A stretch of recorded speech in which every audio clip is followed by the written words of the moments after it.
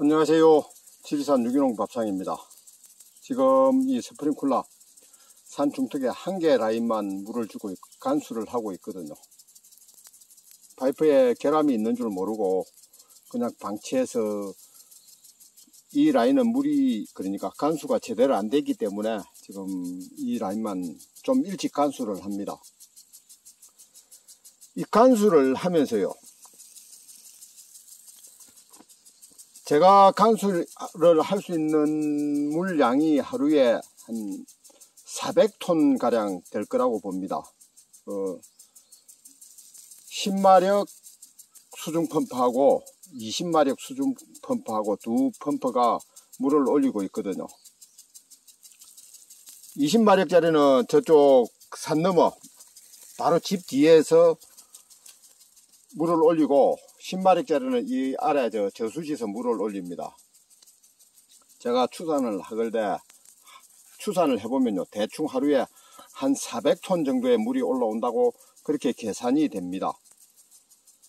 그리고 이 간수를 하는 면적은요 6,000평 이정 정도.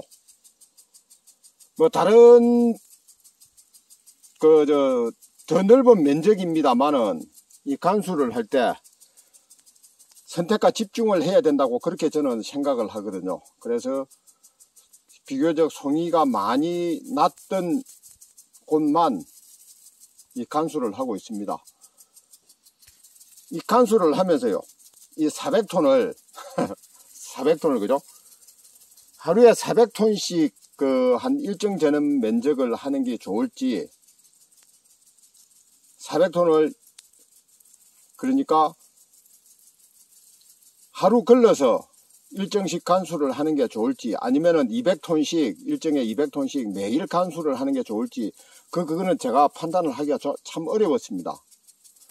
그래서 제 나름대로 물을 격일로 간수를 하는 것보다는 매일 간수를 해주는 게 좋지 않을까, 그런 생각을 많이 하거든요. 하루에 이정에 400톤씩, 그런 게 일정에 200톤씩 그렇게 간수를 하는 게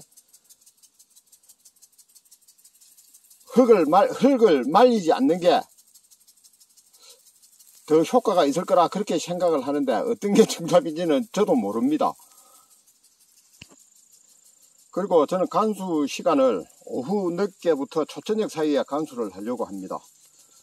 그렇게 간수를 하려고 하는 이유는요, 야간이면 이슬도 내리고 그렇기 때문에 이 지표면이 마르지 않을 거라 보거든요.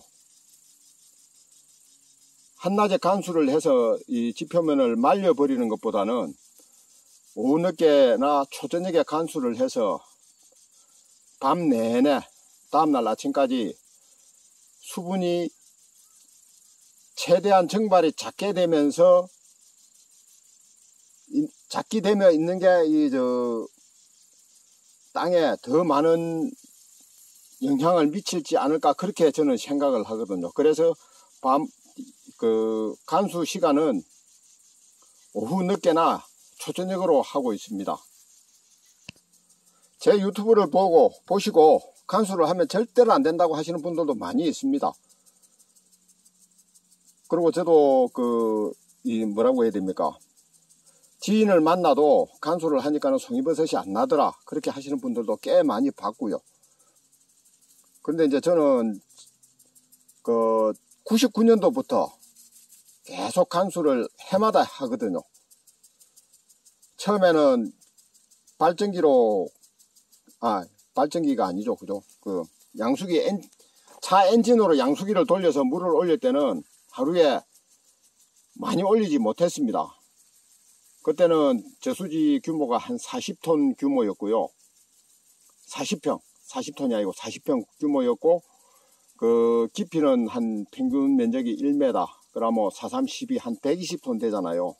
거기서 물을 올렸었고, 지금은 저수지 면적이 200평가량 됩니다. 그리고 깊이는, 평균 깊이는 한 2m 될 거고요. 그러면은 물 총량이 1200톤 정도 되거든요. 이제 물이 계속 보충이 되니까 하루에 300톤을 올려도 일주일, 10일 정도는 거의 계속 올려도 될 정도로 물이 됩니다. 그래서 이제 간수가 필요할 때는 최대한 지금 이 시기에는 간수를 하는 게 정답이 아닐까 그런 생각을 합니다. 이 간수에 대한 경험도 서로 간수를 하는 사람이 많이 있다면 서로 공유를 하고 그렇게 했으면 좀 더 좋은 방법을 찾을 수 있을 것 같은데 송이산에 간수 시설을 해준 사람이 그렇게 많지는 않을 겁니다. 그러다 보니까 서로 노하우가 공유도 안 되고 뭐 혼자 생각만 가지고 만날 이 간수를 하고 있습니다. 간수를 하는 게 정답인지 하지 않는 게 정답인지 그건 저도 잘 모릅니다. 그런데 저는 이 간수를 해가지고 간수가 꼭 필요하다고 생각하기 때문에 매년 간수를 하고 있고요.